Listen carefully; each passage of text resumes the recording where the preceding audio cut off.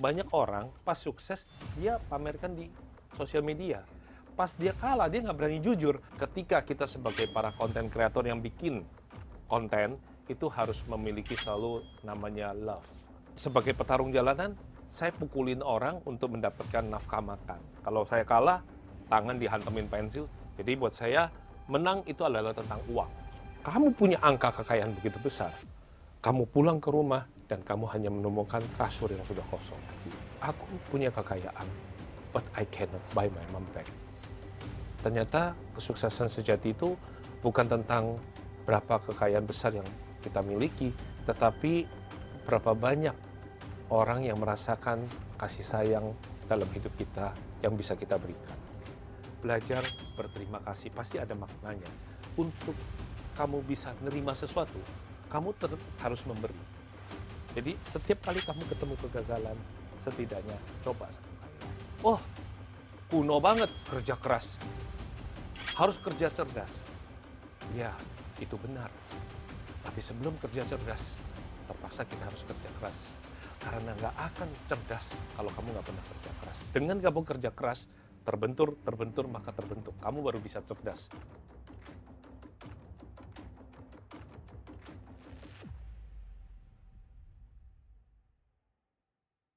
Dari jalanan di Surabaya sampai memiliki bisnis beromset miliaran rupiah.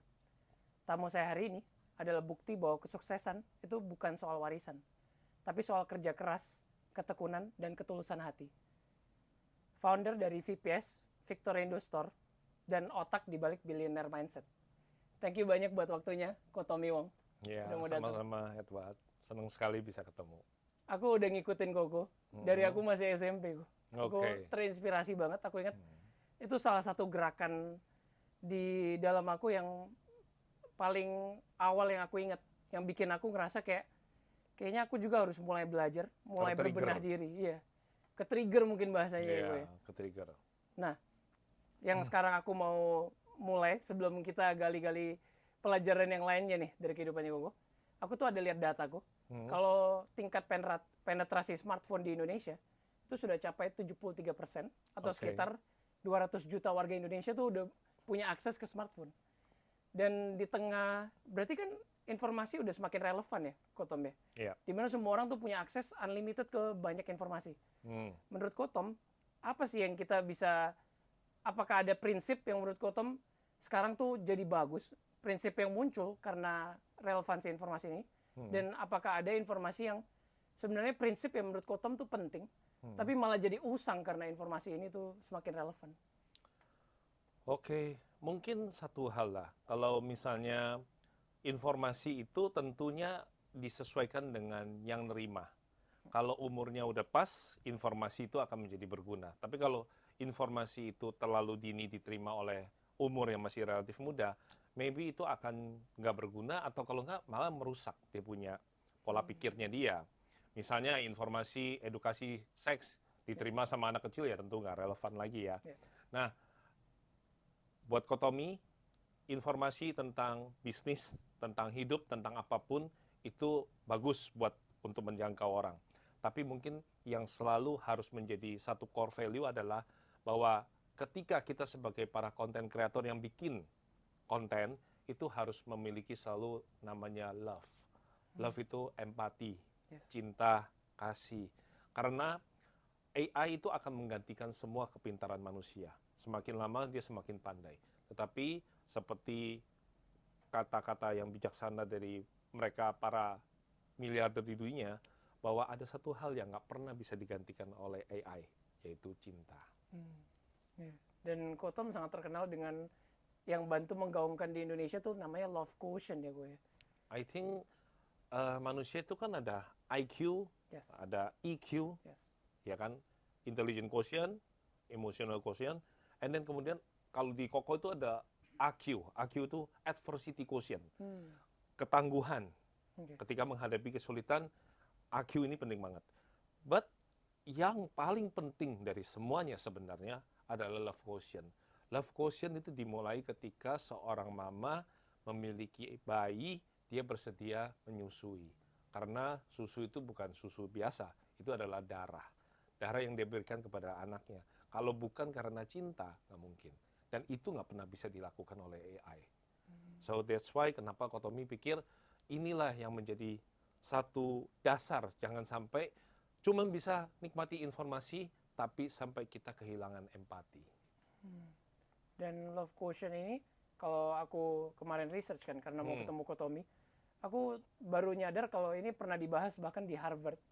Mereka tuh research kalau love quotient itu dalam hal bisnis at least Yes. bisa meningkatkan loyalitas customer sampai 3 kali lipat. Ya. Kalau benar. dari Kotom sendiri, Ya. di momen apa sih pertama kali Kotom menyadari kepentingan dari love quotient ini? Love quotient selalu Kotomi pakai di dalam bisnis saya. Sejak saya kehilangan ayah di usia 7 tahun, ayah kecelakaan di Surabaya, saya masuk ke dunia jalanan sebagai ya kulit putih, masuk ke dunia yang kelam begitu nggak gampang gitu ya. Dan sebagai petarung jalanan, saya pukulin orang untuk mendapatkan nafkah makan. Kalau saya kalah, saya yang ada tangan dihantemin pensil supaya dipatahkan nih arangnya, jadi masih ada nih arangnya kan. Sebagai hukuman, karena saya kalah. Tapi saya terus-menerus melihat saya menyakitin orang demi menang. Nggak ada pilihan lain, saya nggak makan. Bagaimana? Akhirnya saya memutuskan di situ, saya harus punya satu yang namanya love. Love itu cinta kasih. Saya kehilangan cinta kasih ayah. Tapi saya nggak boleh meneruskan rasa dendam ini dengan melampiaskan ke orang. Kotomi punya kecenderungan akhirnya bisa menang. Karena saya kehilangan cinta kasih itu. Jadi buat saya, menang itu adalah tentang uang. Dan ini pengaruh nanti ke dalam bisnis ya. Akhirnya Kotomi masuk ke dunia jual koran, jual buku. Karena saya sudah berhenti, memutuskan nggak mau pukul orang lagi gitu ya. But ternyata apa yang saya dapatkan di jalanan itu yang akan mengikuti bisnis saya. Jadi orang kalau dulu bertanding bisnis sama Kotomi, pasti aku punya cara untuk menjegal sehingga orang itu akhirnya kalah dalam bisnis. Karena pertarungan itu kan ibaratnya pilihannya antara gua nggak makan atau lu yang nggak makan. Kan gitu ya. Dan aku pilih, aku harus bisa dapetin sebanyak-banyaknya gitu. But somehow, some way, at what? Setelah sekian waktu, aku berhasil dari penjual koran jalanan sampai aku bisa naik bisnis kelas, terima penghargaan di Amerika, di Korea. Satu kali aku mikir di dalam pesawat terbang, aku mikir gini. Ini kalimat yang bijak banget dari Maya Angelou itu, people will always remember how you make them feel. Manusia itu akan selalu mengingat rasa apa yang pernah kamu berikan dalam hidup mereka. Dan kalau itu adalah rasa cinta, kamu nggak bakal kalah. Dan itu yang Kotomi pakai di dalam bisnis ketika saya melayani pelanggan. Itu shiftingnya jauh. Dulu saya sapu semua barang untuk distribusi supaya orang lain nggak kebagian kuota. Tapi belakangan, setelah saya mengalami badai, turbulence di dalam bisnis, mungkin teman-teman juga udah tahu sebagian, Kotomi mulai menggunakan yang namanya empati dan love di dalam melayani pelanggan. Jadi, banyak orang bilang setelah pandemi, semua itu go digital. Semua itu orang akan lihat caption, akan lihat iklan, akan lihat apa. Tapi sebenarnya, sampai hari ini, Kotomi bersyukur. Saya punya bisnis, handphone, aksesoris itu masih berjalan, dan it works 20 tahun lebih udah. Ternyata satu customer saja, itu punya layer demi layer, lapisan demi lapisan, yang akan menjadi referensi kita untuk melakukan pembelian purchasing yang lebih banyak. Jadi kalau dulu itu ibaratnya Kotomi menyapu semua kesempatan orang lain untuk dapetin barang, saya sekarang enggak. Saya benar-benar satu customer saya layani dengan baik, lalu kemudian dia tidak beli barang pun, sesekali waktu saya tanyain lagi, kalau pas dia main ke toko, saya tanya kabarnya dia, kemudian saya tanya, kira-kira menurut kamu, ada nggak orang yang butuh barang-barang yang saya jual ini? Dan dia referensi. Dan kagetnya nih Edward, dari dulu mungkin aku harus distribusi barang ke berbagai daerah untuk dapat satu penjualan, sekarang aku cukup dari 2-3 customer saja, aku sudah bisa dapetin ratusan repeat order. Bukan online ya, offline. Jadi, I think love quotient itu kepake di dalam dunia offline.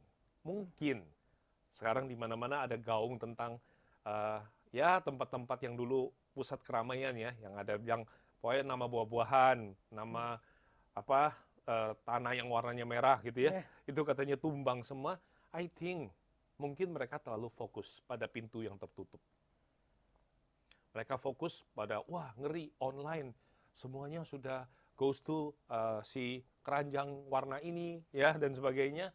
Tetapi mereka mungkin kehilangan yang namanya LQ, love quotient itu.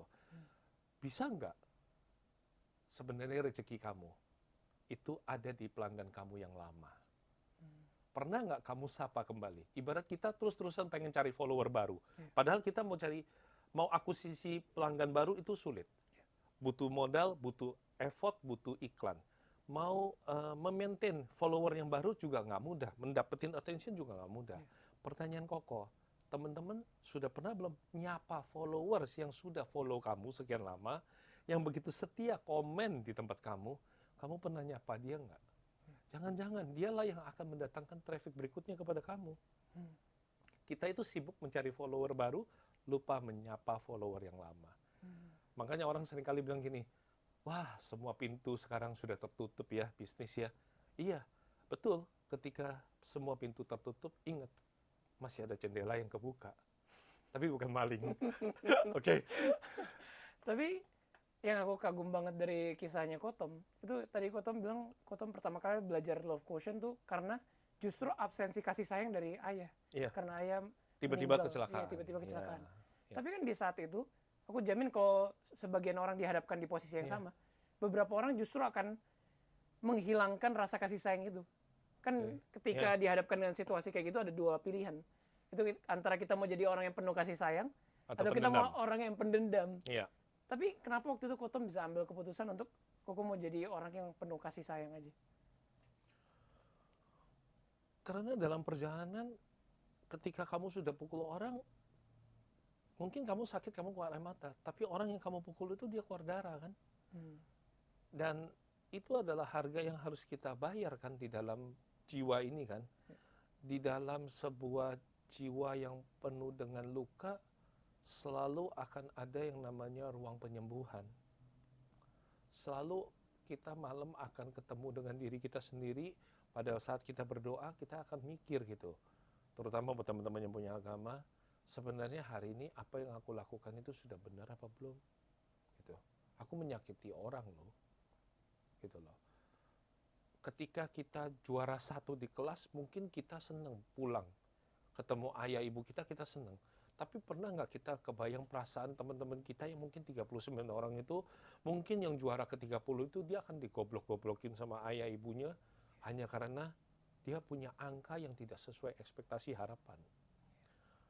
Kemana kita jadi orang, nilai value-nya jadi manusia kok kehilangan empati? Apa hebatnya kalau kamu punya saldo tabungan yang besar?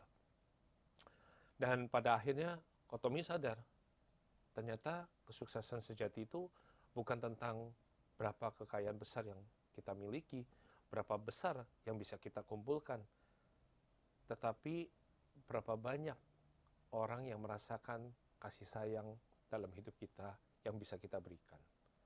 Jadi customer itu juga berhak untuk mendapatkan care, sayang dari kita. Kalau kita betul-betul sayang sama customer kita, Kotomi yakin selalu akan tadi, people will always remember how you make them feel. Manusia mengingat rasa apa yang kamu berikan dalam hidup mereka. Dan kalau mereka merasakan bahwa itu adalah sebuah rasa yang hangat, sebuah rasa cinta di dalam kita melayani pelanggan, pelanggan itu akan kembali selalu ke kita. Karena dia nggak bakal dapetin itu di mana-mana. Kita ini bukan instant food loh, yang orang lapar beli, selesai kan gitu ya. Tapi kita harus sadar kalau kita itu adalah fresh food kan. Jadi orang yang pengen sehat dia akan cari kita. Kalau teman-teman pada tahu roller coaster, aku mau bilang kehidupan Kotomi itu yang paling roller coaster yang pernah aku dengar. Maksudnya mulai dari jualan koran, terus pertama kali Koko mau buka toko gadget kan Koko kumpulin X banner, standing banner dari tempat-tempat lain, dari pameran buat tokonya Koko. Dan waktu itu aku cuma punya blueprint begini, aku pengen punya toko handphone karena mamaku diusir gitu loh, sama orang mau minta uang sekolah adikku hari itu udah nggak bisa bayar, jadi mamaku angkat pakaian baby, dia bawa ke pusat pembelanjaan terbesar di Asia Tenggara di Jakarta ini, terus ternyata terlalu pagi, jadi mamaku dibentak dan dihukum setrap di depan. Nah, aku sebagai kulinya, waktu itu aku ibu kota lebih kejam daripada ibu tiri. Aku udah lamar kerjaan nggak ada, gitu loh. Jadi saya cuma jadi kulinya. Terus kalau kita dihina si Edward nggak apa-apa, kita mampu kan. Tapi kalau lihat mama kita dihina orang kan kita sedih dong. Jadi Kotomi waktu itu pengen tonjok gitu pemilik tokonya gitu kan. Tetapi kayak ada yang kasih saya suara bahwa coba kamu palingkan wajahmu. Jangan kamu lihat ibu menangis. Jangan lihat ke si penjual, tapi kamu coba lihat ke arah kanan. Aku lihat ke arah kanan, di situ ada toko handphone yang lagi rame banget. Nah, disitulah visualisasi itu ada. Wow, aku bilang, punya toko handphone, itu keren banget ya. Orang ngantri. Terus dulu masih orang pakai pager, pakai AMPS, pakai antena tarik gitu kan. Wah, rasanya jadi orang kaya itu keren banget ya gitu ya.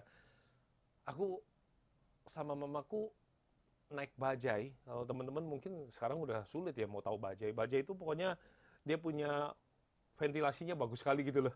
Kanan kirinya itu terbuka, jadi kalau misalnya Ventilasi hujan, semua ya, Koy? iya jadi ventilasi. Jadi mamaku kalau misalnya sama aku ke rumah ibadah itu, eh iya air hujan itu memenuhi baju mamaku. Kalau ke aku nggak apa-apa. Tapi kalau ke orang tua kita, apa yang di depan kita, orang tua kita tersakiti, kita sakit loh. Jadi disitulah Kotomi menawarkan diri kepada toko itu. Aku bergerak ke toko itu, nggak pakai lamaran lagi. Aku cuma bilang, Pak, pegawainya saya lihat cuma 2 orang, boleh nggak nambah 1 saya? Gaji mereka berapa? Itu saya terima setengahnya saja, tapi aku kerjanya 2 kali lipat dibanding mereka. Jangan terjadi di zaman sekarang ya, untung kalian nggak bertanding sama Kotomi ya, karena aku nggak punya pilihan, jadi aku harus menjual diriku dengan baik. Menjual diri bukan artinya buruk, tetapi harus memberikan satu best value kepada orang. Ya kalau kamu sebagai pemilik toko, kira-kira kamu terima? Terima kan? Karena untung rugi pasti kapan lagi dapat pegawai yang kerja kayak gini, bayarannya setengah lagi. Dan memang dalam 1 tahun, 2 tahun, 1 tahun aku sudah jadi GM-nya. 2 tahun dia sudah buka cabang berikutnya. Jadi disitulah kehidupan berubah. Jadi kalau misalnya kita menemukan, gini loh Edward, banyak orang sekarang bilang kondisi sulit. Aku harus ngapain? Bahkan ada orang nanya, Kotomi punya nggak fotonya waktu dulu jualan koran? Atau aku kadang-kadang ketawa, aku pengen nanya, bro, gue lagi jatuh susah kayak begitu, lagi bambung kalau di Surabaya tuh ya. Siapa yang mau motoin gue sih, ya kan gitu ya. Ada beberapa, ya aku appreciate YouTuber, dia mau koleksi rasa, koleksi mungkin pengen dapetin data gitu ya. Kotomi ada nggak waktu dulu Kotomi jualan? Aku bilang, aku sudah demikian dekilnya dan jeleknya, siapa yang mau fotoin aku? Kalau kamu konglomerat, kamu kentut pun orang bilang bijaksana. Tapi kalau kamu orang susah, kamu mau ngomong 1000 kata bijaksana, orang juga bilang kamu kedengaran kayak kentut kan? Ya, jadi ya I think dalam hidup ini Edward, sekali lagi sih, kalau kamu udah sedemikian parah susah, kamu udah nggak punya waktu untuk mengeluh sih, Wat. Kalau kamu hari ini masih bisa mengeluh, I think you masih punya waktu loh. Berarti kurang susah ya. Karena orang yang benar-benar susah banget, yang lihat mamanya dimarahin orang, yang nggak punya ayah, yang nggak punya kerjaan, yang nanti malam pulang nggak tahu harus makan apa, dia nggak punya waktu untuk mengeluh loh, Wat. Kalau hari ini teman-teman masih bisa mengeluh, Kotomi cuma mau bilang, secara dari sisi love quotient, kamu boleh bersyukur, kamu masih punya waktu berarti. Kalau kamu masih pegang handphone, terus kemudian kamu mungkin punya niat mau minjem duit ke teman-temanmu, mau menyusahkan orang lain, stop dulu, coba pikir. Hidup kamu nggak separah itu, bro. Kalau lu masih punya handphone, lu masih bisa mengeluh, berarti lu masih ada jalan. Kalau aku udah nggak punya apapun saat itu. Makanya tengah malam orang selesai pameran, aku ambilin brosur skala 1:1, kemudian aku ambil gabus, aku tempelin, aku pajang untuk jadi handphone ya ala kadarnya. Ya memang sih jadi bahan ejekan orang gila kali jualan kayak gini. Sekarang nggak boleh ngomong kata gitu ya. ODGJ kali katanya. Nah, itu ya tadi boleh disensor kalau keluar kata gitu. Katanya harus ODGJ. Intinya adalah orang menganggap bahwa kita itu out of mind. But to be a top of mind di dalam pikiran semua orang, you have to be out of mind. Kadang-kadang kamu harus melakukan terobosan yang agak fenomenal untuk bisa orang ingat.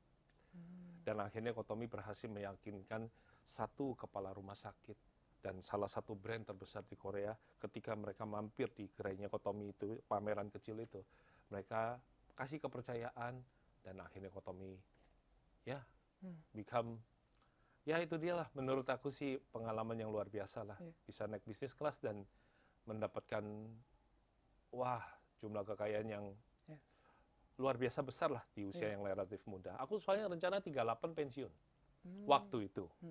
Tapi ada jalan cerita yang lain.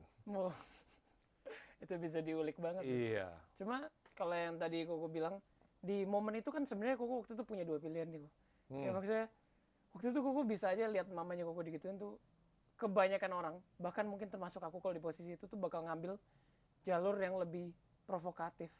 Yang kayak masa mama kita digituin, kita bakal ambil jalur kekerasan atau apa. Tapi Kotom waktu itu malah memilih untuk mencari sisi baiknya dan gimana caranya ke depannya lebih baik. Apakah ini ada kaitannya dengan yang Kotom tadi bilang? Maksudnya pertama Koko bilang yang tadi love quotient itu ya. Gimana caranya Koko sampaikan ke orang-orang yang sedang dihadapkan di posisi itu?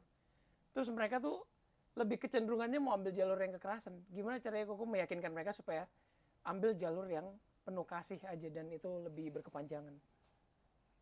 Dalam perjalanan sih memang nggak mudah kalau memang nggak ada hal yang kita lewati kan. Tapi ada kalimat yang sangat bijaksana itu terbentur, terbentuk. Dengan Kotomi mengalami benturan demi benturan itu, ya, pahatan demi pahatan. Ibaratnya berlian pun harus dipahat, dipoles sampai sedemikian bercahayanya. Maka kadang-kadang aku mau kasih kabar baik buat teman-teman semua. Kalau kalian saat ini mengalami keadaan yang berat banget, gak ada orang yang percaya sama kamu, kamu sulit, kamu lagi jatuh bangkrut, kamu kena PHK tanpa sebab yang jelas, maka Kotomi bisa katakan gini, it's not easy. Aku pernah melewati itu. Saat kamu lagi jatuh ke got, analogi sederhana. Begitu kamu bangun dari got itu, kamu penuh dengan air comberan. Memang kamu minta tolong sama orang-orang sekitarmu, gak ada yang mau nolong kamu. Karena apa? Kamu lagi kondisinya bau. Air got itu bikin kamu jadi bau. Bukan kamu mencari utang. Bukan kamu minta, kenapa temen gue gak mau nolong gue? Tapi mungkin kamu perlu mandi dulu. Mandi itu artinya kamu introspeksi dulu. It's just a mistake. Itu adalah sebuah kesalahan saja, tapi bukan fatal segalanya. Perbaiki diri, yang tahu kamu bangkrut cuman kamu. Ini tips ya, Edward ya, buat teman-teman semua. Yang tahu kamu bangkrut cuman kamu. Yang tahu kamu ditolak sama pacar juga kamu. Yang tahu kamu di PHK juga cuman kamu. Dunia belum ada yang tahu. Please, jangan menyakiti dunia. Kalau kamu disakitin orang, cukup sampai di sini saja. Jangan teruskan sakit itu kepada orang lain. Gitu. Lalu, langkah apa Kotomi untuk bisa saya bangkit kembali? Dress up, sweet up, perbaikin diri. Rambut semua, dari ujung rambut sampai ujung kaki. Kamu masih punya pakaian kan? Pakai pakaian yang baik, datang ke tempat orang-orang yang positif. Cari orang positif yang bisa ngasih kamu kerjaan. Bukan cari uangnya dulu. Kamu kehilangan uang kalau kamu cari uangnya. Susah. Kayak orang lagi mau menangkap kupu-kupu, kamu jaring kan? Semakin jauh. Tapi kamu bangun taman yang indah, kupu-kupu kan mendekat. Kamu cari orang-orang yang bisa potensi kasih kamu kerjaan. Begitu kamu udah dapat kerjaan, otak kamu udah fokus di kerjaan, uang itu akan datang. Seperti kayak kamu bangun taman yang indah, kupu-kupunya datang. Dan jangan lupa, berterima kasih kepada semua proses yang sudah kamu lalui. Banyak orang pas sukses, dia pamerkan di sosial media. Pas dia kalah, dia nggak berani jujur. Padahal begitu dia kalah, justru nggak boleh dia stop di sosial media. Tetap saja, akui saja kamu kalah. Percaya, ada orang-orang yang berempati yang akan nolong kamu kok. But somehow, some way, kadang-kadang ada yang bukan saudara kita, bukan teman kita, orang asing yang masih kasih kita kepercayaan kepada kita. Dan kita punya kesempatan untuk bangkit lagi. Ya kan? Jadi, bukan mengeluh, tapi berterima kasih. Filosofi terima kasih itu dalam banget loh, Edward. Banyak orang sekarang itu lupa terima kasih. Udah take it for granted. Kalau dapat sesuatu yang enak, ya sudah, lupa, wajar. Bos gua ngasih gua, wajar. Atau temen gua ngasih gua, terakhir gua makan, wajar. Selama kamu hanya bisa nerima, dan kamu nggak pernah ngasih, percaya, apapun yang sudah kamu kumpulkan akan hilang. Itu Kotomi udah ngalamin, dan jangan terjadi lagi pada kalian. Belajar berterima kasih, pasti ada maknanya. Untuk kamu bisa nerima sesuatu, kamu tetap harus memberi. Teh, analogi sederhana, Edward. Teh ditaruh dalam poci, teh nih. Senikmat apapun teh itu, dimasukin dalam poci. Kalau dia dipendam terus-terusan, teh itu jadi basi. Tapi begitu teh itu disajikan ke cangkir-cangkir yang kecil-kecil, hidup kamu berdampak pada orang lain. Ya, mulai terjadi pengosongan, akan dipakai untuk ngisi teh yang baru lagi, aroma wangi lagi. Nah, itulah hidup kita kan. Makanya Kotomi bilang, pasti sesepuh kita punya kata terima dan kasih itu maknanya dalam. Kalau di budaya barat kan ada forgive, forget to forgive. Ya kan, atau forgive to forget lah ya, gitu ya. Untuk for, kamu pisahkan katanya, for, ya kan. Untuk forget, untuk kamu bisa mendapatkan sesuatu, you have to forgive. Kamu harus memberi. Ya, so simple itu kan. Forget, kamu mau dapetin sesuatu dari orang, you have to forgive. Selama kamu nggak memberi kepada orang, nggak memberi maaf kepada orang yang menyakiti kamu, nggak memberi kontribusi, kayak tadi Koko memberikan kontribusi buat si toko kan, benefit kan buat dia dapat pegawai, betul, orang nggak bakal value kamu. Jadi pesan Kotomi ya, karena aku sudah mengalami jatuh bangun seperti itu, aku nggak mau teman-teman nonton podcast ini sia-sia. Namanya juga goal podcast kan. You have to punya satu goal. Masih ada kesempatan. Itu hanya sebuah kesalahan. Hanya saldo tabungan yang hilang, bukan nyawa yang hilang. Selama kamu masih bisa bernafas, selama kamu masih punya handphone, selama itu pula lah kamu masih punya chance, masih punya kesempatan. Gagalmu itu baru sekali atau mungkin belum sampai 10 kali. Dan kadang-kadang perspektifnya harus dirubah sih, Wat. Ini paling penting nih. Buat orang yang udah sampai 100 kali melakukan kesalahan, ya, asal bukan kesalahan yang berulang-ulang ya, itu namanya bodoh kan. Tapi kalau 100 kali dia menemukan, udah coba kayak gini, gagal. Coba kayak gini, gagal. Coba kayak gini. Sebenarnya dia tuh sudah sukses dalam proses kegagalan. Dia tuh tetap sukses loh. Ya kan? Kalau dia punya perspektif kayak gitu, keren ya gue ya. Gue itu sudah 100 kali gagal loh. Itu kan juga sebuah pencapaian kan? Iya, hidup ini tentang proses, bukan tentang hanya sebuah angka. Dan setidaknya dari 100 kegagalan itu kita ada perkembangan kecil di setiap kegagalannya. Pasti. Ada itu pasti perkembangan progres. Terbentur. Dan aku sangat bersyukur Kotom yang sharing ini. Karena maksudnya kalau kayak misalnya beberapa orang yang sharing, mereka bakal bilang, lu sharing kayak ginian, lu mana tahu hidup susah. Kalau Kotom yang share, Kotom sudah merasakan asam garamnya dunia, Kotom. Wah, 2017 itu aku setelah jadi miliarder itu aku kembali, kan mungkin Edward dan teman-teman ada yang udah nonton tahu, aku kan collapse itu lagi, sampai kembali ke titik zero lagi. Dan at that moment memang berat banget sih. Kalau lu udah pernah ngerasain kekayaan, tiba-tiba lu jatuh ke titik nol, ini mungkin pesan buat teman-teman yang saat ini mungkin maybe salah percaya orang, maybe salah investasi, maybe mungkin lah, you name it lah, judol, pinjol, and whatever, apapun itu, berakibat fatal. Kotomi cuma mau bilang, tetap semangat ya, jaga kesehatan baik-baik. Karena selama kuping kamu masih bisa dengar, mata kamu masih bisa lihat, tangan kamu masih bisa kerja, kamu masih punya sebuah kesempatan. Banyak orang yang punya saldo tabungan yang besar, kemarin pandemi, mereka sudah nggak ada lagi. Salah satunya adalah almarhum mama saya. Jadi saya dedikasikan podcast ini untuk mama saya juga. Artinya, aku pernah merasakan kekayaan yang sedemikian berlimpahnya. Sampai aku mau tunjuk mobil apapun, aku bisa beli. Tetapi yang menyedihkan adalah ketika aku pandemi, 2017 aku jatuh bangkrut, tabungan hilang, itu berat. 2 years aku bisa rebound. Karena buat aku, yang hilang hanya angka, bukan value. Nama baikku di dunia bisnis masih ada, aku masih punya kesempatan.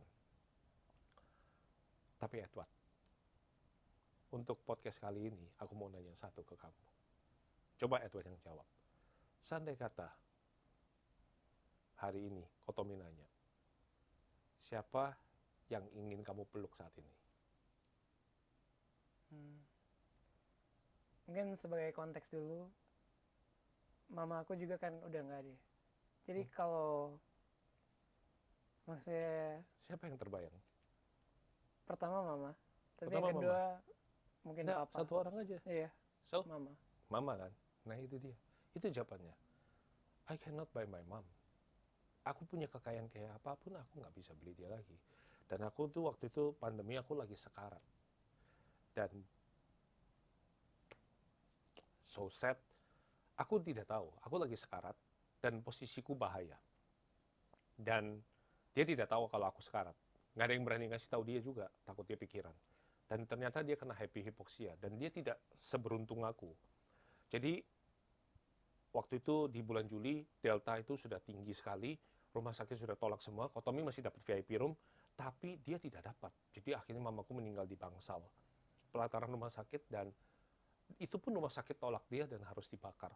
So, aku bisa kasih dia untuk jalan-jalan ke negeri, bisa berusaha menyenangkan dia. But if I can turn back the time, makanya tadi aku sekali lihat waktu ini, sungguh aku ingin putar dan aku ingin peluk dia sekali lagi. Love Quotient hari ini yang disampaikan oleh podcast ini menurut aku sangat bervalue. Kalau hari ini teman-teman masih pulang, bisa melihat ada ayahmu di rumah, ada ibumu di rumah, kamu cuma gagal di angka, peluk mereka. Minta maaf, minta doanya. Kamu pergi lagi, berusaha lagi. Kotomi yakin masih ada jalan. Yang luar biasa sedih adalah kamu punya angka kekayaan begitu besar, kamu pulang ke rumah dan kamu hanya menemukan kasur yang sudah kosong. Kamu sudah tidak menemukan mereka lagi. Aku punya kekayaan, but I cannot buy my mom back. Di momen itu aku kehilangan, dan di situ aku ngerti love quotient sedemikian besarnya. Bukan mencari apa yang belum kita miliki, tapi bersyukur untuk apa yang sudah di sisi. I think gitu. Dan ini benar-benar menampar aku. Apalagi aku tuh lagi di masa-masa dimana aku merasa kesuksesan tuh sebatas angka. Kesuksesan tuh rasanya kayak, ya kalau berhasil buat bisnis segede ini, itu namanya sukses. Aku nggak berani pulang, Edward. Aku nggak berani pulang ke Surabaya, aku nggak berani pulang ke daerah. Aku dulu datang ke Jakarta sebagai anak perantau, orang-orang menghina aku. Orang-orang kampungku paling nggak percaya sama aku. Karena dia lihat aku udah gagal. Jadi aku nggak berani pulang. Sebagai anak perantauan buat aku sama seperti kamu. Aku hanya berani pulang kalau aku udah punya angka di tabungan. Aku hanya berani pulang kalau aku udah punya mobil yang mewah. Aku hanya berani pulang kalau aku bisa memberikan donasi kemana-mana kepada itu. Tapi ternyata satu hal, Edward, buat teman-teman semua juga, bukan teman aja yang toksik loh. Persaudaraan, keluarga pun bisa toksik loh. Kamu harus berangkat keluar dari situ. Jadi anak perantauan itu nggak ada yang jelek. Daun dan rumput berasal dari tempat yang sama, dari tanah, daun dan rumput. Tetapi ada waktunya, daun itu harus ada di atas dan rumput tetap ada di bawah. Kalimat Kotomi ini menguatkan kalian bahwa kadang-kadang kalian di daerah terpencil, kalian tetap berhak kok untuk merantau kalau kalian lihat lingkungan sudah tidak dukung. Udah lalu anaknya tukang kayu, lu ngapain? Lu mau punya cita gede-gede? Nggak usah. Gitu, lu nggak mungkin. Lu nggak mungkin lah dapat anak orang kaya, lu nggak mungkin lah dapat jodoh cakep, lu aja hidup lu jelek, muka lu jelek dan sebagainya. Lupakan itu semua. ada waktunya daun dan rumput walaupun berasal dari tempat yang sama, mereka akan punya posisi yang berbeda. Izinkan rumput tetap tumbuh dengan baiknya. Izinkan orang-orang di kampung kamu tetap bisa mereka jadi mereka sendiri. Dan kamu sebagai daun di atas itu, kamu tetap masih punya kesempatan untuk menjatuhkan buah kepada mereka. Bukan berarti teman-teman kita kumpul terus dengan circle yang buruk gitu loh. Bukan cuma teman loh ya, keluarga pun harus kita lihat realita. Kalau ada yang lebih baik, kita harus ambil keputusan. Ini hidup kita, tanggung jawab kita, bukan tanggung jawab mereka. Kalau kamu memang mampu untuk menjadi daun, nggak ada yang salah kok kamu kejar angka. Tapi ingat aja, kamu harus tetap punya cinta. Dan aku sangat bersyukur aku bisa dipertemukan sama Kotom hari ini. Dan sebelumnya kan melalui kontennya Kotom. Dan setahu aku, satu-satunya tokoh yang menggaungkan kalau kesuksesan itu soal love itu Kotom. Yang aku tahu setidaknya. Thank you. Dan itu benar-benar bikin aku mendefinisikan kembali arti sukses itu kan. Iya. Makanya aku benar-benar habis dengar kisahnya Kotom merasa kayak aku nggak sendiri. Seenggaknya kalau dengar kisahnya tuh rasanya kayak Kotom aja udah berjuang melalui semua itu. Maka ya semua yang sedang kita lalui itu sebenarnya sangat Iya, bisa untuk dilalui. aku pengen sih, Edward, kalau boleh gitu ya. Aku pengen sih menyuarakan kepada teman-teman di luar sana yang masih muda. Kalian masih punya kesempatan besar loh untuk menjadi miliarder, triliuner, wherever apapun itu. Please, jangan cuma pamerin tas atau tumbler ataupun mungkin jam tangan atau mobil mewah. Sekali-sekali pamerkan dong orang tuamu. Bilang kalau kamu bangga sebagai anak dia. Kalau aku punya waktu bisa diulang kembali, aku akan selalu memamerkan mamaku, memamerkan papaku. Karena itu yang aku nggak punya, gitu. Kalau kalian masih punya, Dan tunjukkan kepada dunia, aku bangga punya mereka, gitu. Sekalipun mungkin aku anak putra daerah, ataupun mungkin hinaan demi hinaan datang ke kita, tapi selama mereka masih di sisi kita, kita masih punya nilai, arti loh. Nggak ada sih orang tua yang kalau kita jatuh susah bangkrut, kita pulang ke rumah, mereka membiarkan kita mati kelaparan. Buat Kotomi itu. Banyak loh teman di luar sana yang akan menunggu kita. Banyak yang lagi nungguin kamu kapan jatuh, kapan kamu kecewa, kapan kamu menderita. Tapi orang tua kita itu nggak bakal seperti itu. Orang tua kita selalu menanti kita, menanti dengan segala kebanggaannya, menunggu kita pulang. Iya, untuk apa? Punya waktu untuk ngobrol sama mereka. aku percaya, aku juga sempat dengar kisahnya Kotom. Kalau sampai akhir hidupnya Mama tuh Kotom masih ngerawat juga. Oh iya, tapi yang paling sayang ya itu dia, yang pas pandemi lah, aku benar-benar total loss. Iya. Dan padahal seingat aku di hubungan Kotom dengan Mama tuh dari kecil sebenarnya sempat ada Sempat buruk karena mama nganggap aku anak anak setan kata dia. Nggak ada gunanya karena adikku tuh pandai sekali. Adikku profesor di Harvard. Ya. Dan dia kecewa sama kondisi keluarga. Jadi dia bilang, saya tidak akan injak kembali ke Indonesia.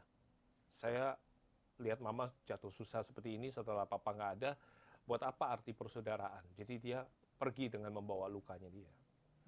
Sedangkan Koko, ya saya ada di sini. Tapi kenapa Koko bisa kayak membalas rasa benci pada saat itu dengan kasih sayang sama Mama?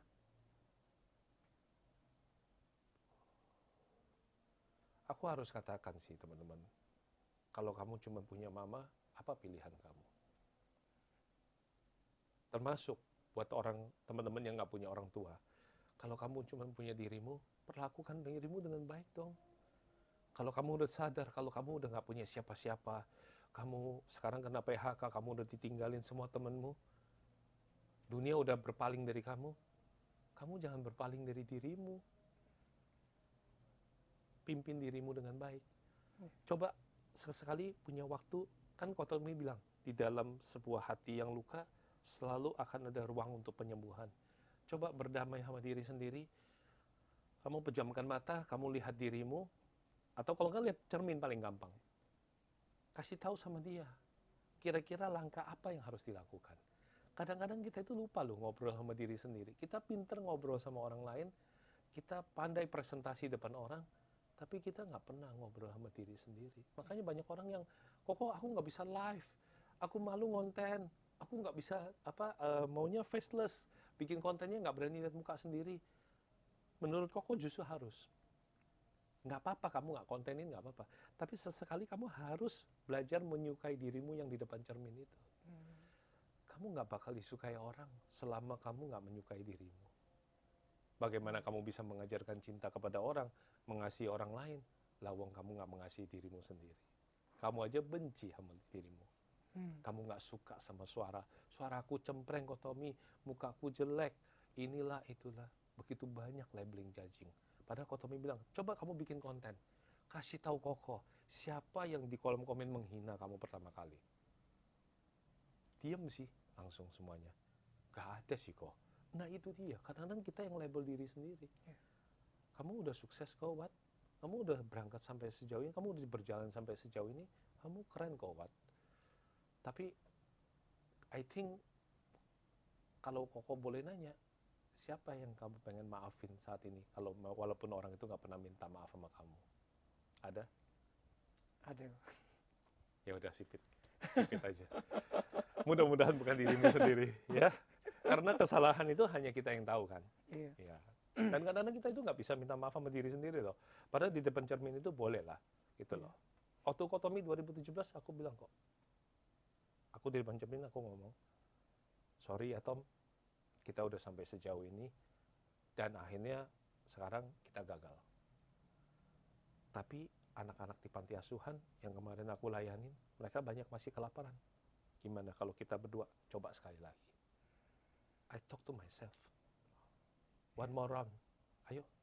Ibarat kayak kita tinju, kita udah babak belur, luka parah. Bangun. Kayak kita sebagai pelatih ngomong sama petinjunya. Yuk, kita coba sekali lagi. Kalau kita bisa pernah sesukses itu, masa sih nggak bisa satu ronde lagi? Coba lagi lah, one more round. Jadi setiap kali kamu ketemu kegagalan, setidaknya coba satu kali lagi. Tapi Kotom sangat dikenal sebagai sosok yang sangat inspiratif. Setidaknya di orang-orang sekitar aku tuh hampir semuanya tahu Kotom. Dan mereka tuh banyak yang terinspirasi sama Kotom. Tapi pernah nggak sih sampai hari ini, apakah Kotom masih ada struggle dengan dirinya Kotom sendiri? Walaupun di layar, orang lihat di layar, Kotom tuh sebagai sosok yang inspiratif, apakah di belakang Kotom masih ada kayak pertarungan dengan diri sendiri di hari-hari ini? Pertanyaannya dalam banget, bagus. Bagus. I think tiap hari kita bertarung lawan diri sendiri. Apa yang kita munculkan di sosial media kadang-kadang bukan diri kita. Apakah itu buruk? Tidak. Memang sosial media pencitraan yang baik itu perlu dilakukan. Karena yang nipu aja itu lebih jago. Yang nipu saja pencitraannya baik.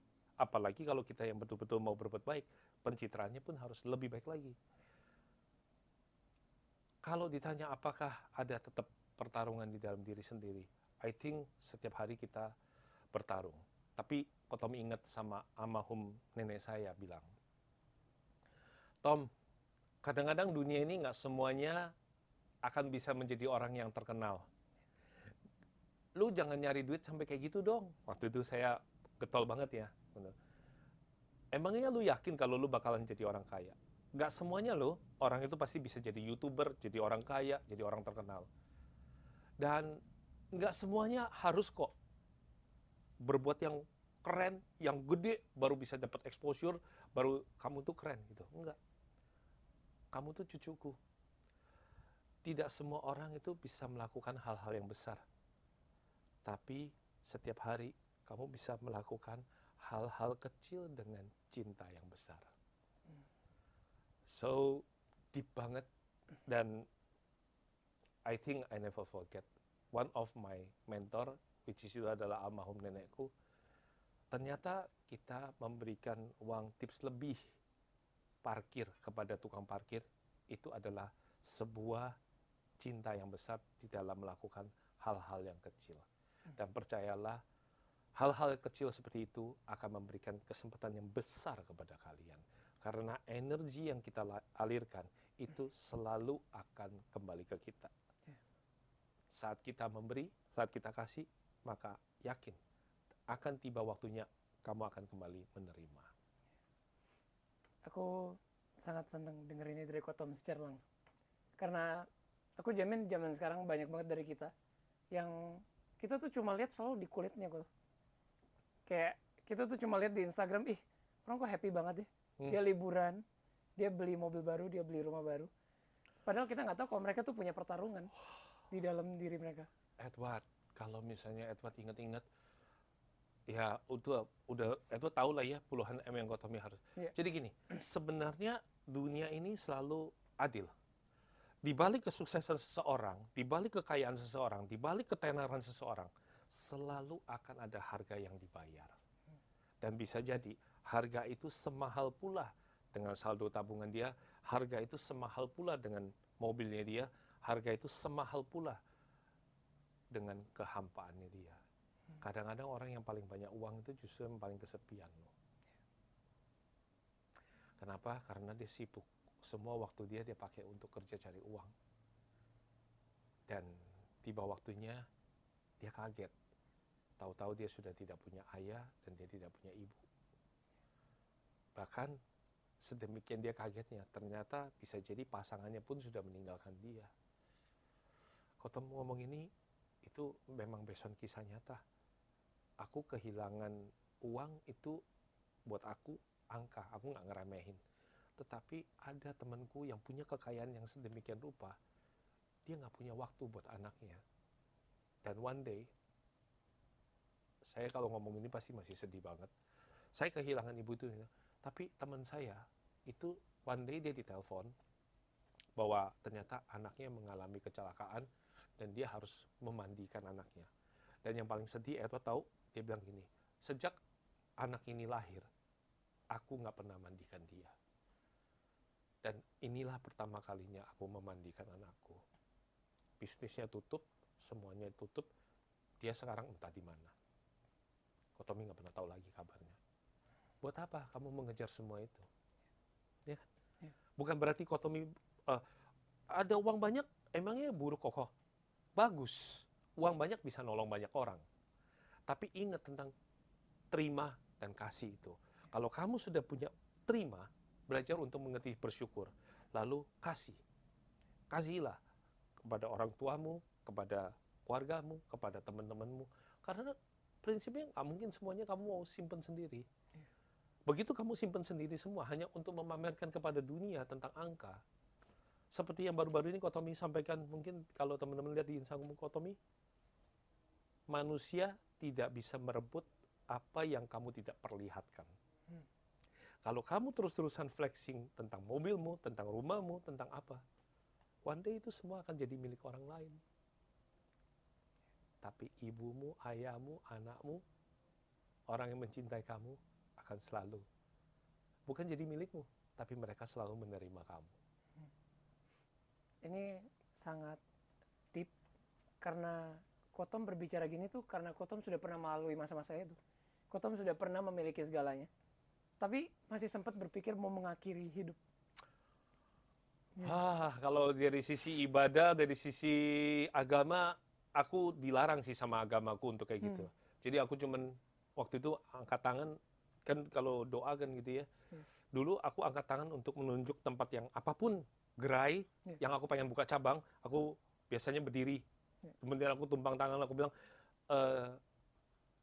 Tuhan jadikanlah tempat ini milikku. Dan benar, nggak lama benar itu jadi. Bisa aku akuisisi. Tapi di saat aku mengalami kejatuhan itu, aku cuma bilang, Tuhan, I surrender to your will.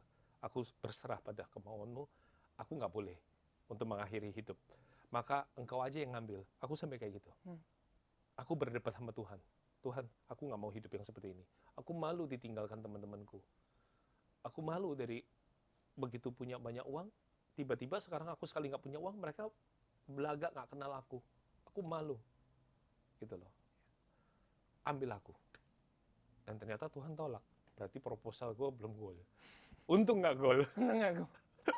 Bukan Gold Podcast ya.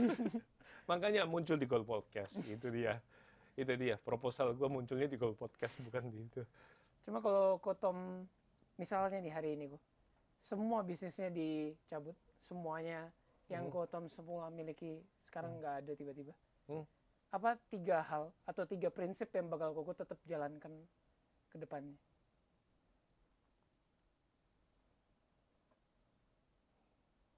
Kalau gitu gini, supaya fair, aku pun nanya sama kamu. Kalau hari ini Edward dikasih 1 hari lagi untuk bersama orang yang Edward sayang, tapi orang itu sudah nggak ada memang. Kira-kira 1 hari itu Edward akan pakai untuk apa? Oke? Kamu pikirkan, sekarang aku jawab pertanyaan kamu. Siap. Enak aja ya, kamu lempar pertanyaan yang begitu deep ya, nancep ke aku terus. Kali ini kamu ketemu dengan ya narasumber yang agak beda ya. Iya, pikirkan baik-baik ya. Waktunya dimulai dari sekarang. Intinya 3 hal yang nggak mungkin aku hilangkan dari hidupku. 1, nama baik. Karena punya nama baik, akan mudah sekali untuk bangkit kembali. Orang suka dengan nama baik. Nomor 2, aku tidak akan menghilangkan kebaikan dalam hidup aku. Karena orang kaya, jenderal yang berpangkat, politisi yang berkuasa, semua butuh orang baik dalam hidup mereka. Semua artis butuh asisten yang baik, yang jujur, berintegritas. Jadi ini sudah 2 hal, nama baik, ya kan, berbuat baik. Dan yang ketiga, kerja keras. Betul orang bilang, oh kuno banget kerja keras, harus kerja cerdas. Ya, itu benar. Tapi sebelum kerja cerdas, terpaksa kita harus kerja keras. Karena nggak akan cerdas kalau kamu nggak pernah kerja keras. Dengan kamu kerja keras, terbentur, maka terbentuk. Kamu baru bisa cerdas. Bullshit. Kalau di awal, kamu sudah bisa langsung cerdas. Kalau orang dari awal begitu baik, dia nggak pernah mengalami proses, dia langsung cerdas. Aku curiga itu kelainan. Ya kan? Mana ada. Cerdas itu berasal dari hasil kerja keras. Your turn. Sebelum itu, aku komentari dulu jawaban dari Kotom. Aku merasa banyak banget anak sekarang yang merasa dari awal mereka harus kerja cerdas. Dan sebenarnya itu mungkin berakar dari kemalasan. Jadi sangat bersyukur Kotom menggaungkan kerja keras dulu baru kerja cerdas. Gini, kerja cerdas itu membuat kita sombong.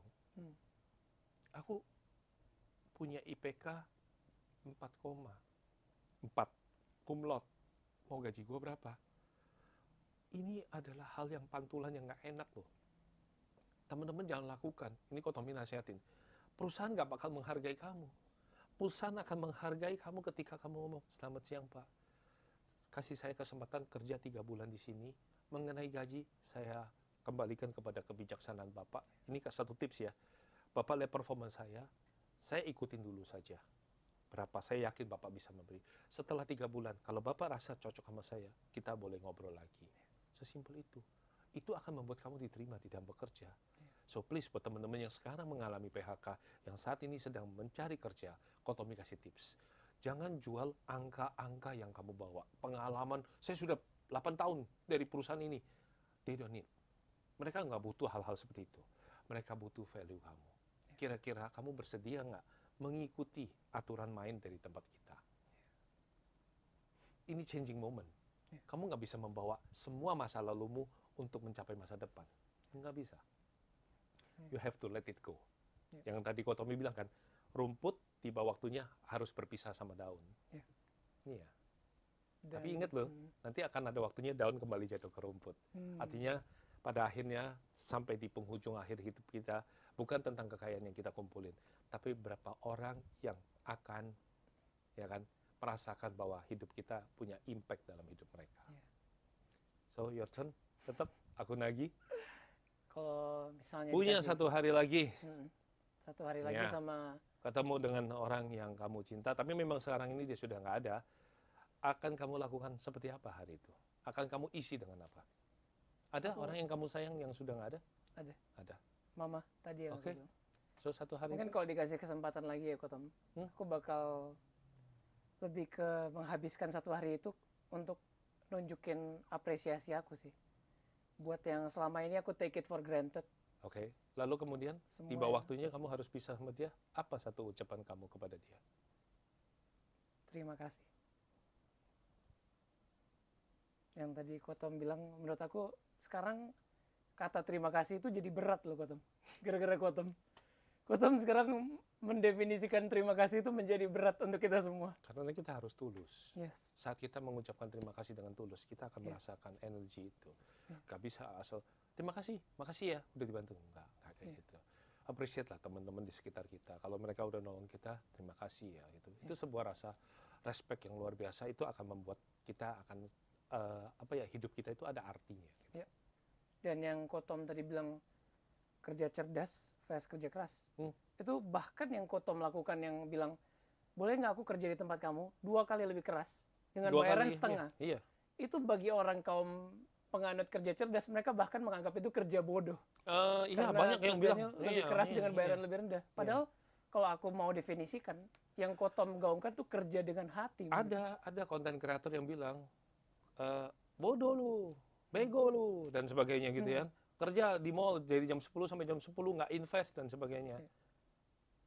Aku cuma bisa bilang, ya kalau mungkin di mata kamu aku orang bodoh, tapi di mataku sendiri apa pilihanku? Aku hanya bisa lakukan ini. Ini hidupku. Ini nilai hidupku. Aku nggak curi. Aku nggak rampok. Aku nggak nyakitin kamu. Kamu bilang aku goblok, kamu bilang aku bodoh, is okay, no problem. Itu dari kamu. Nggak semua orang bisa jadi content creator kayak kamu. Kamu ngomong itu gampang.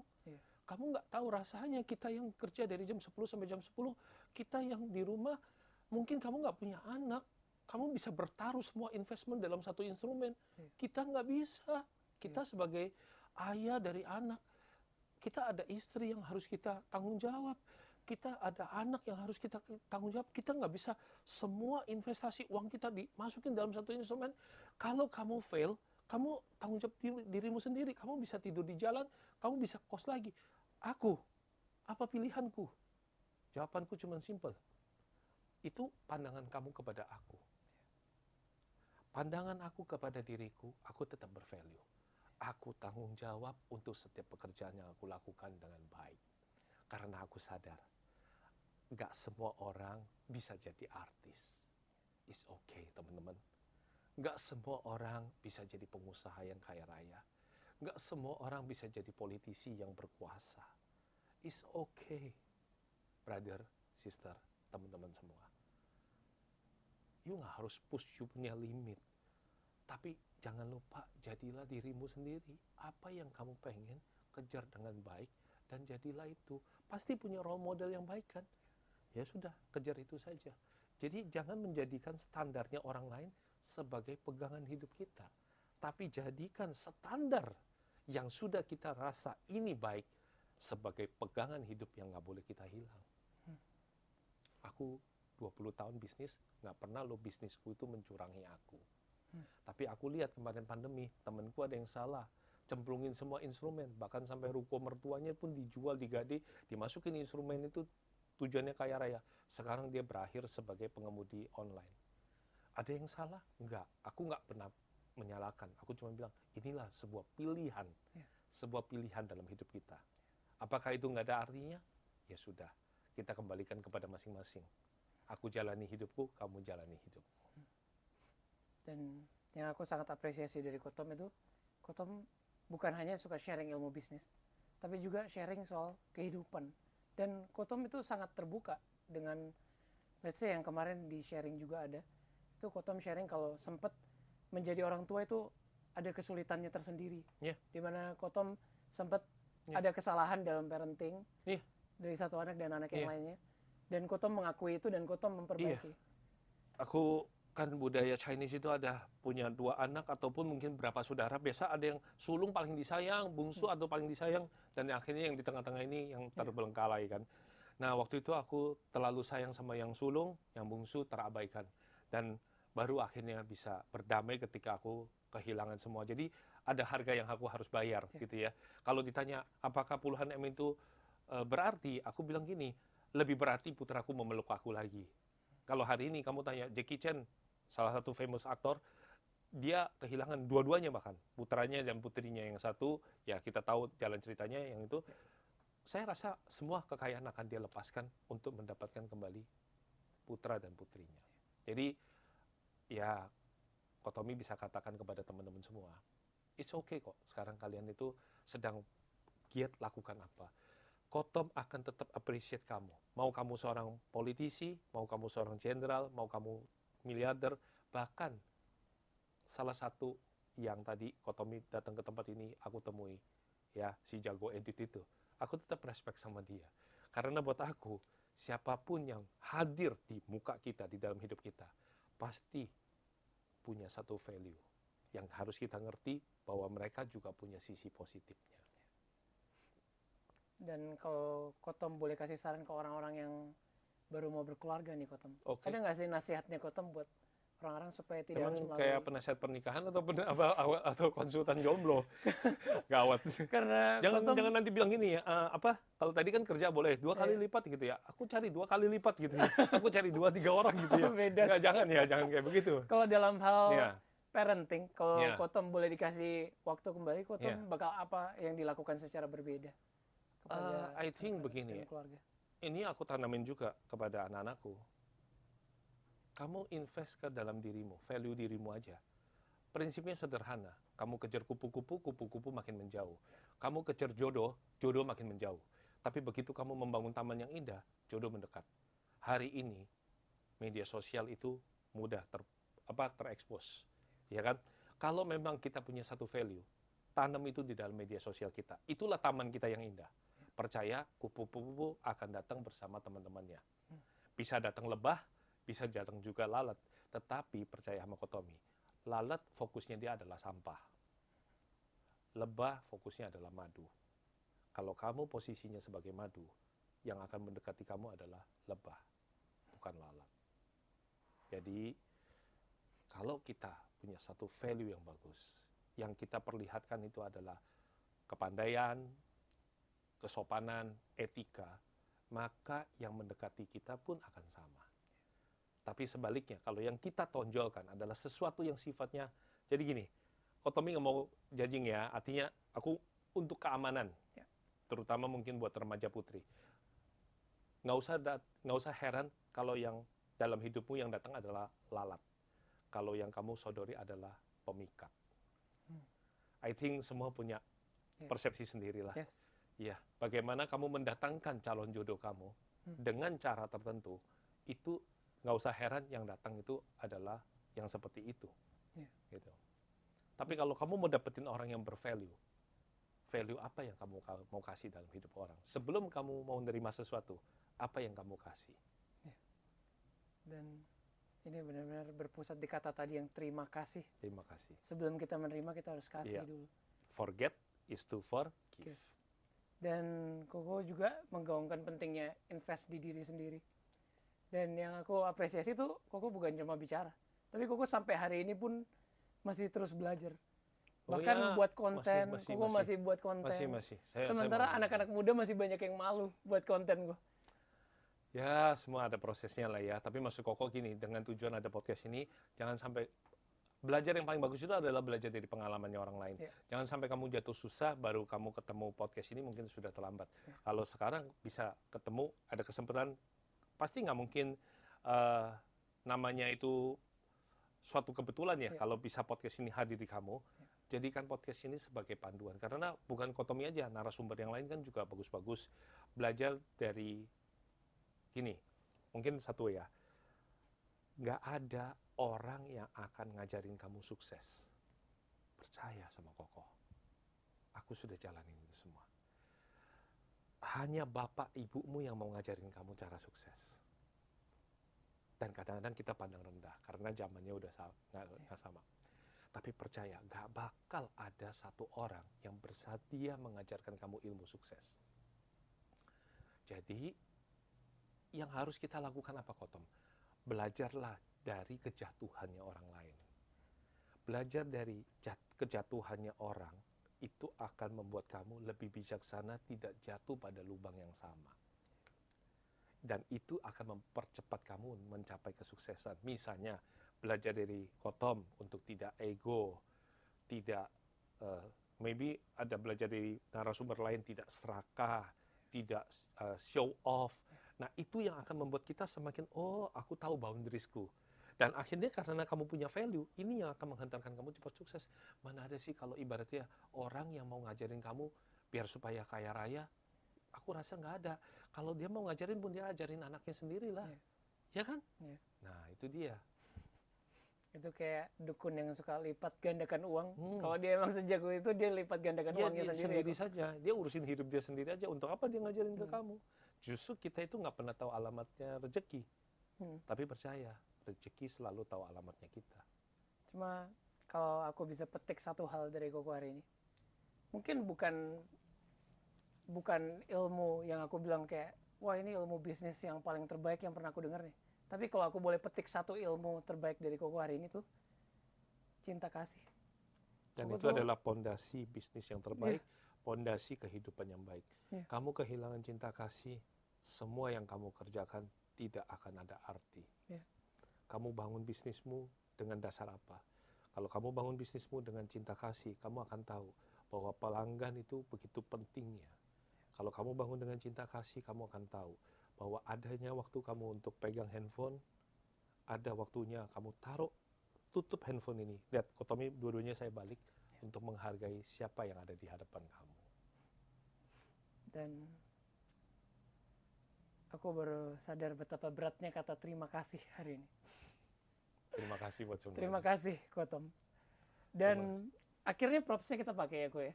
Oke. Kalau misalnya waktu tuh bisa diputar kok. Wah, beneran mau diputar ya? Iya. Oke. Ini ke rewind semua nih. Oh ya. Dan karena podcast ini didedikasikan untuk mamanya Kotom juga. Kalau ini waktu diputar dan Koko dikasih kesempatan untuk bicara sama mamanya Koko terakhir kalinya, Koko mau bicara apa sama mama?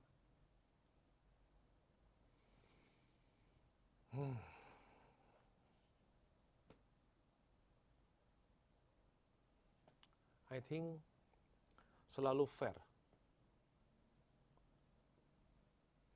Bertanya itu ditanya. Ya kan?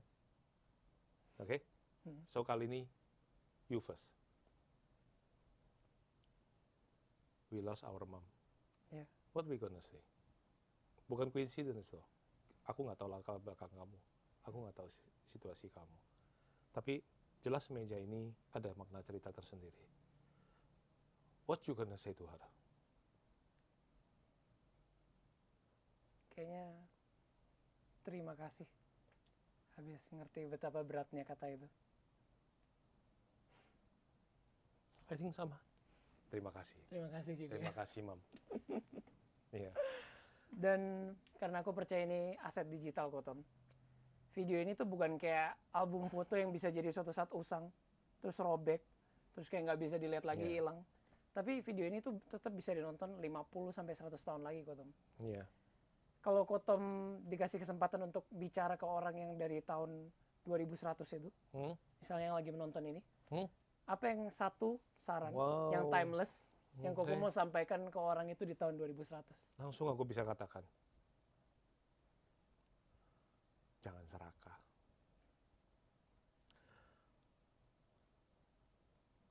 Aku sudah ngerasain ketika aku pengen terlalu banyak. Aku serakah, aku ingin semuanya, aku kehilangan semuanya.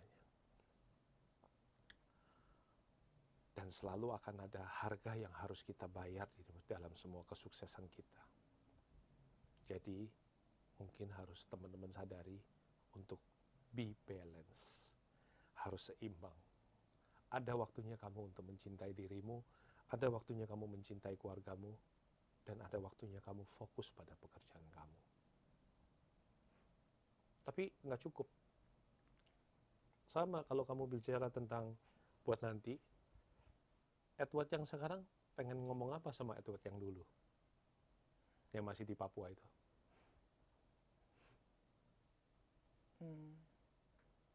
Lebih mungkin bakal minta dia untuk lebih confident sama dirinya dan